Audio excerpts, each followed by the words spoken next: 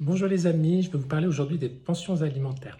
En France, un mariage sur deux termine en divorce, donc c'est un sujet qui concerne beaucoup de personnes. On en parle régulièrement dans les médias et c'est un sujet douloureux qui revient régulièrement. Les pensions sont versées en général aux parents, par le parent qui n'a pas la garde, au parent qui a la garde. Donc aujourd'hui en France, il y a encore beaucoup de parents qui ont la garde des enfants et la garde partagée n'est pas encore la plus généralisée.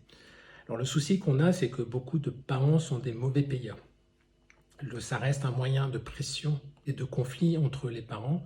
Les familles monoparentales qui doivent bénéficier de ces pensions alimentaires sont souvent démunies, puisqu'il faut entamer des procédures en justice, c'est compliqué, ça augmente encore le conflit après le divorce, ça nécessite l'usage, l'emploi d'un avocat, d'aller au tribunal, et souvent c'est dissuasif puisque les frais générés sont souvent supérieurs à ce que une pension peut être récupérée.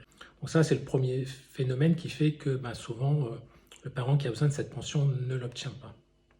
Alors il y a possibilité de passer par les allocations familiales qui, elles, doivent pouvoir se retourner sur le parent mauvais payeur. Dans les faits, c'est rarement fait parce que pareil, les allocations familiales pour récupérer une pension à 50 ou à 100 euros ne veulent pas générer des frais importants et puis c'est pas le travail des CAF de faire la police et la justice.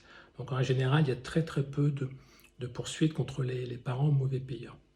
Et puis surtout, si les parents en fait ne veulent pas aggraver les situations de conflit, donc font un petit peu l'impasse dessus. Alors ce problème est récurrent et ça peut vraiment poser problème pour des femmes qui se retrouvent seules avec leur enfant dans des situations de travail précaires et qui ont vraiment besoin de cette pension-là.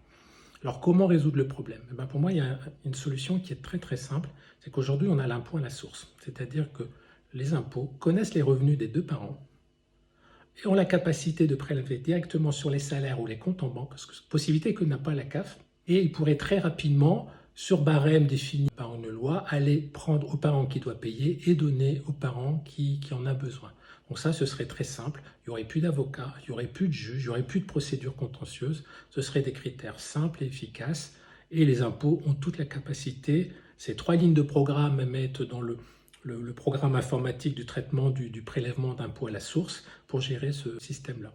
Donc voilà, ça c'est une solution que je propose, qui est très simple, très pragmatique. En règle générale, les montants des pensions sont toujours les mêmes. Ceux qui connaissent un petit peu savent qu'on tourne toujours à 10% du revenu du parent. Voilà, c'est très facile à calculer. Et les impôts, on ne peut rien leur cacher. Ils connaissent votre patrimoine, ils connaissent vos revenus, tous les revenus.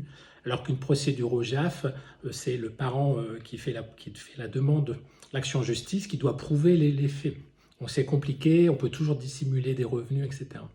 Donc voilà, c'est une solution simple qui pourrait être très efficace et qui apaiserait beaucoup les relations dans les familles. Donc voilà pour cette proposition. Merci.